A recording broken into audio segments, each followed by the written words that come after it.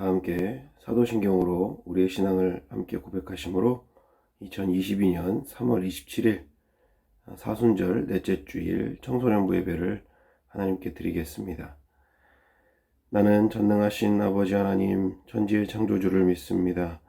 나는 그의 유일하신 아들 우리 주 예수 그리스도를 믿습니다. 그는 성령으로 잉태되어 동정녀 마리아에게서 나시고 본디오 빌라도에게 고난을 받아 십자가에 못 박혀 죽으시고 장사된 지 사흘 만에 죽은 자 가운데서 다시 살아나셨으며 하늘에 오르시어 전능하신 아버지 하나님 우편에 앉아 계시다가 거기로부터 살아있는 자와 죽은 자를 심판하러 오십니다. 나는 성령을 믿으며 거룩한 공교회와 성도의 교제와 죄를 용서받는 것과 몸의 부활과 영생을 믿습니다. 아멘. 또 영상으로 함께 또 찬양을 하기 원하는데요. 오늘 또 영상으로 부를 찬양은 이 땅 위에 오신 이라는 찬양과 당신은 영광의 왕이라는 두 가지 찬양입니다.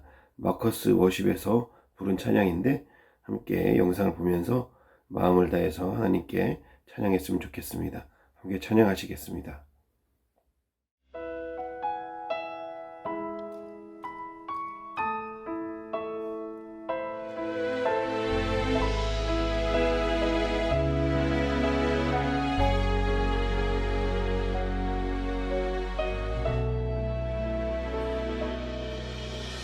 이 땅 위에 오신 하나님의 본체 십자가에 달리사 우리 죄 사셨네. 하나님이 그를 지극히 높여 모든 이름 위에 뛰어난 이름을 주사 우리 예수 이름 앞에 절하고 모든 입이 주를 시네. 영광 중에 오실 주를 보리라 선포해.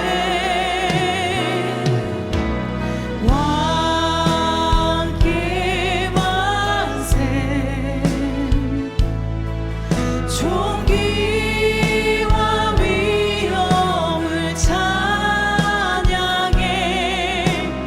왕의 왕께 만세. 주 예수 하나님.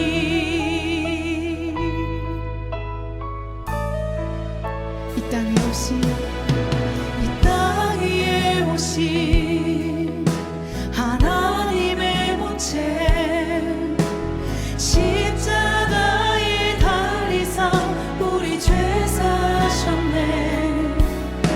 하나님이 그를 지극히 높여 모든 이름 위에 뛰어난 이름을 주사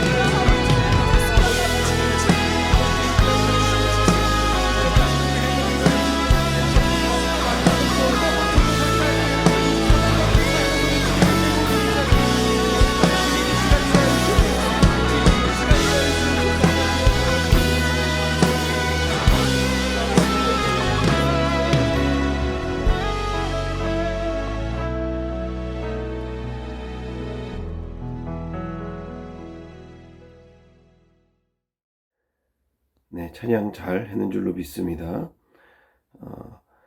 이 찬양의 고백이 우리의 고백이 될 수 있기를 바랍니다. 하나님께서 오늘 우리에게 주신 말씀 함께 보겠습니다. 하나님께서 주신 말씀은 누가복음 24장 26절과 로마서 8장 18절 말씀입니다. 누가복음 24장 26절 말씀부터 제가 읽겠습니다. 그리스도가 이런 고난을 받고 자기의 영광에 들어가야 할 것이 아니냐 하시고, 아멘. 그 다음 로마서 8장 18절 말씀을 제가 또 읽겠습니다. 생각하건대 현재의 고난은 장차 우리에게 나타날 영광과 비교할 수 없도다. 아멘. 말씀을 나누기에 앞서서 여러분께 참 양해의 말씀을 드립니다. 여러분, 제가 코로나 확진이 되는 바람에 청소년부 예배를 비대면으로 이렇게 드리게 되어서 정말 죄송하다는 말씀을 드립니다. 오늘 밤 12시까지 자가격리 기간이어서 대면 예배 설교를 할 수가 없기 때문에 어쩔 수 없이 이렇게 또 설교를 녹화를 하게 되었습니다. 여러분의 넓은 양해를 구하며 여러분도 다들 코로나 감염에 주의하시기 바랍니다. 다행히 저의 몸 상태에는 큰 문제가 없습니다. 약간의 감기 증상만 있는 가운데 있습니다. 다음 주일에는 대면 예배를 드릴 수 있으니까 다음 주일에는 우리가 비전을 해서 만나서 함께 하나님께 예배 드렸으면 좋겠습니다. 이제 말씀을 시작하겠습니다. 여러분, 지금 우리는 사순절 기간을 보내고 있습니다. 오늘은 사순절 넷째 주일입니다. 이 사순절에 대해서는 아는 친구들도 많이 있을 것이고 또 아마 모르는 친구들도 있을 것인데요. 다시 한번 사순절에 대해서 좀 이야기를 해보자면, 사순절은 부활절 이전 40일 동안 예수님의 십자가 고난과 죽으심에 대해서 묵상하는 기간을 가리킵니다. 이 사순절이라는 절기가 어떻게 시작되었는지 그 유래를 함께 살펴보고자 합니다. 예수님이 부활하신 후에 초대교회 시대 때에 성도들은 매년 부활절을 맞이하면서 아무런 준비 없이 그냥 맞이하는 것이 좀 그렇다 그래서 예수님의 십자가 고난을 묵상하며 부활절을 준비하는 기간을 두자고 했습니다. 그렇게 해서 지키게 되었는데, 처음에는 2, 3일 정도만 금식을 하면서 예수님의 고난을 묵상하며 또 그 고난에 동참하는 의미를 두었었다고 합니다. 그런데 이제 AD 325년에 니케아 공의회 때 그 기간이 40일로 정해졌다고 합니다. 왜 40일이냐? 이 40일이라는 숫자의 상징적인 의미를 고려해서 정하게 되었다고 하는데요. 이 상징적인 의미들은 노아홍수 때 비가 쏟아진 날이 40일이었고, 또 모세가 시내산 꼭대기에서 하나님과 함께 있었던 그 기간이 40일이었고, 또 예수님이 공생애 이전에 사탄에게 광야에서 시험 받으셨던 그 기간이 또 40일이었습니다. 또 예수님께서 승천하시기 전에, 부활하시고 승천하시기 전에 머무르셨던 그 기간이 40일이었습니다. 이렇게 이 40이라는 숫자에 큰 의미가 있기 때문에 그래서 사순절의 기간을 40일로 정하게 되었다, 이렇게 알려지고 있습니다. 그렇게 정해진 이 사순절을 8세기 때까지는 아주 엄격하게 지켰다고 합니다. 특별히 이 금식하는 것을 엄격하게 지켰다고 하는 것이죠. 솔직히 쉽지 않았을 것입니다. 이 사순절 40일 동안 저녁 때만 한 끼 식사를 할 수 있었고, 아침과 저녁, 그러니까 해가 떠 있는 그 시간 동안에는 아무것도 먹을 수가 없었다는 것입니다.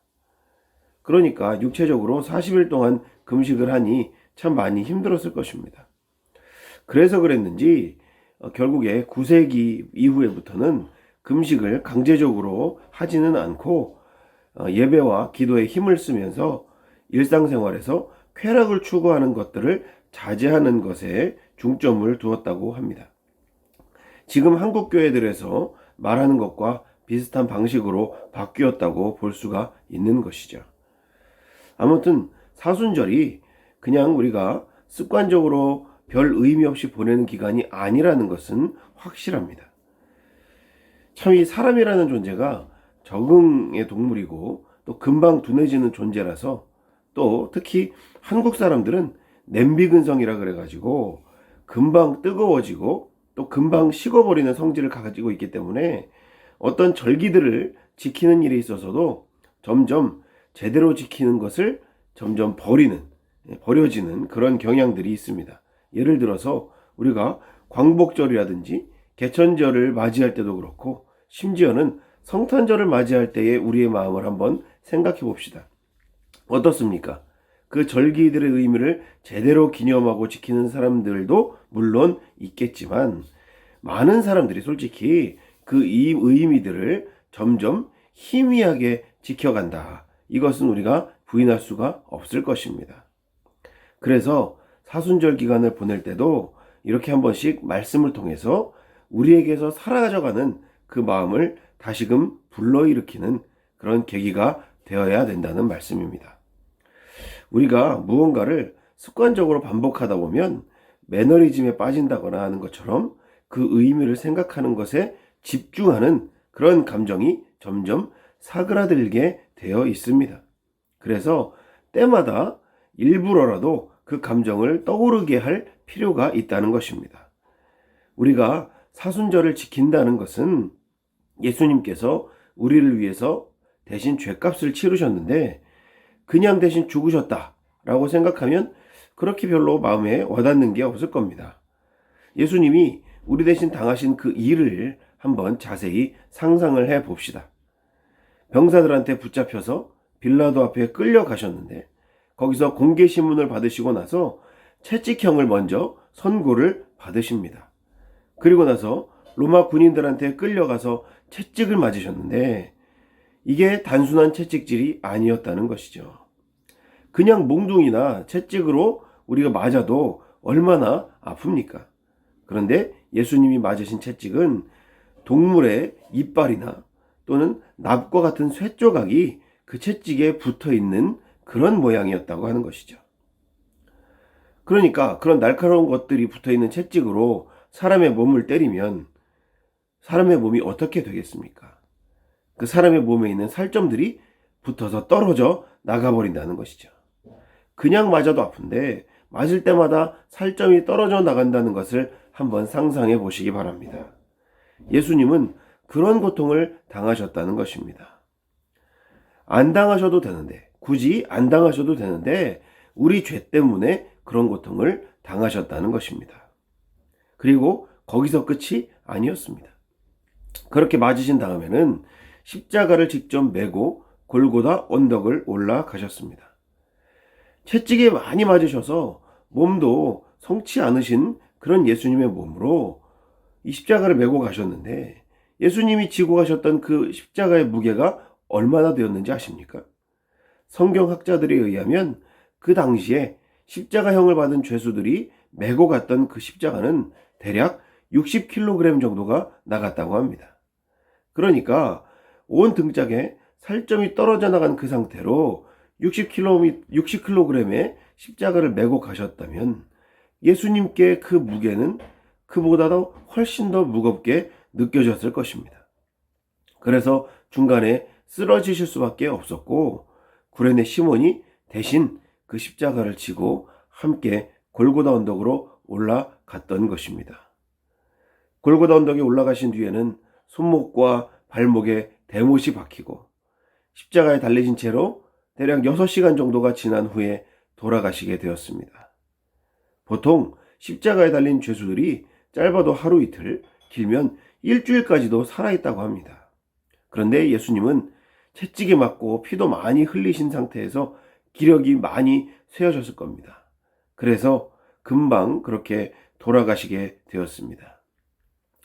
우리가 이런 예수님의 고통을 생각하면서 무슨 생각을 할 수 있습니까? 나 때문에 고통당하신 것을 생각하면서 낄낄대면서 웃을 수 있을까요? 쾌락을 추구할 수 있을까요? 그럴 수 없는 것입니다.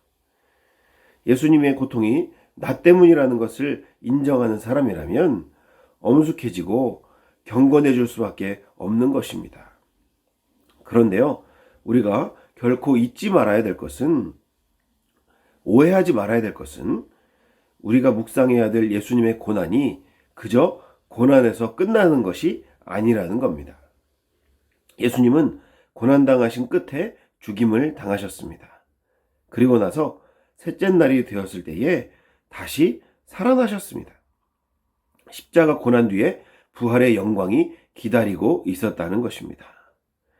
십자가의 죽으심으로 사탄의 죽음의 이 권세에 지신 것처럼 보였지만 마침내 그 죽음의 권세를 이기시고 승리하셨다는 사실입니다. 최후의 승리자가 진짜 승리자입니다. 야구에서 9회 말에 역전승을 한 것처럼, 또 축구에서 지고 있다가 마지막 판에 역전승을 하는 것처럼 마지막에 이기는 것이 정말로 중요한 것입니다. 예수님께서 그렇게 끝내 승리하신 것처럼 우리의 인생도 마찬가지입니다. 인생을 살면서 여러 가지 크고 작은 고난들이 있을 것입니다. 그러나 그 모든 고난들을 끝까지 견뎌내면 마침내 우리에게는 승리의 영광이 오게 될 줄로 믿습니다. 예수님께서 고난 뒤에 영광을 얻으셨듯이 우리도 고난 뒤에 영광이 찾아오게 될 것입니다. 물론 이 땅에서의 인생에서도 영광의 순간들이 오기도 하겠지만 가장 중요한 것은 천국 영생의 영광이라는 사실입니다. 아무리 이 땅에서 잘 먹고 잘 살아도 영생이라는 영광을 얻지 못한다면 아무 소용이 없는 것입니다. 반대로 이 땅에서 어렵고 힘들어도 영생의 영광을 얻는다면 전부를 얻은 것이나 마찬가지입니다. 최후의 영광을 얻기 위해서 믿음을 잘 지키면서 살아가는 모든 청소년부 친구들이 될 수 있기를 바랍니다. 그리고 예수님의 고난을 묵상하며 경건하게 보내시되 영광의 기쁨이 보장된 것임을 꼭 기억하면서 이 사순절 기간을 보내는 모든 청소년부 친구들이 되실 수 있기를 우리 주님의 이름으로 간절히 축원합니다. 기도하겠습니다. 하나님 아버지, 사순절 기간을 보내면서 예수님의 고난에 대해 묵상하는 마음을 주시니 감사합니다. 우리 때문에 채찍에 맞으시고 우리 때문에 십자가에 달려 돌아가셨는데 우리는 예수님의 희생에 대해 감사하는 마음은 잊어버리고 세상의 쾌락을 쫓아 살았음을 회개합니다.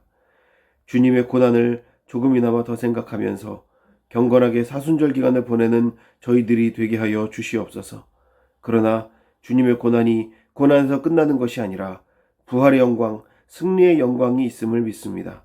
우리의 인생도 고난 끝에 영광이 온다는 것을 기억하면서 끝까지 믿음을 잘 지키며 살아가는 저희 모두가 되게 하여 주시옵소서. 예수님의 이름으로 기도드리옵나이다. 아멘. 네, 여러분, 이제 몇 주간의 사순절 기간이 더 남아 있습니다. 한 2주가 넘게 남아 있는데 남은 기간들도 예수님의 고난을 묵상하면서 경건하게 잘 보내는 여러분들 될 수 있기를 바랍니다. 그리고 코로나가 계속해서 지금 많이 확산되고 있는데 코로나에 걸리지 않도록 항상 조심하시기 바랍니다. 조심해도 이렇게 저처럼 코로나에 걸리기도 하는데 여러분들 코로나에 걸리지 말고 건강하게 잘 지낼 수 있기를 바랍니다. 네, 그러면 다음 주에 건강한 모습으로 교회에서 만나게 되기를 바랍니다. 제가 축도로 예배를 마치겠습니다. 지금은 우리 구주 예수 그리스도의 은혜와 아버지 하나님의 극진하신 사랑하심과 보혜사 성령 하나님의 교통케 하심과 충만케 하심과 위로하심의 역사가 사순절 기간을 보내면서 이 세상의 쾌락을 줬던 그런 삶에서 떠나서 예수님의 고난을 묵상하며, 그러나 그 고난이 단지 고난에서 끝나는 것이 아니라 끝내는 승리의 영광, 부활의 영광이 기다리고 있다는 것을 생각하면서 우리도 우리 인생 가운데 고난 뒤에 영광이 있다는 것을 기억하며 또 이 사순절 기간을 잘 믿음으로 보내기를 다짐하는 우리 모든 청소년부 친구들 한 사람 한 사람 머리머리 위에와 또 늘 사랑으로 우리 친구들 섬기시는 모든 선생님들 위에, 우리 동해교회 청소년부의 미래 위에 지금부터 영원토록 함께 하시옵기를 간절히 축원하옵나이다. 아멘.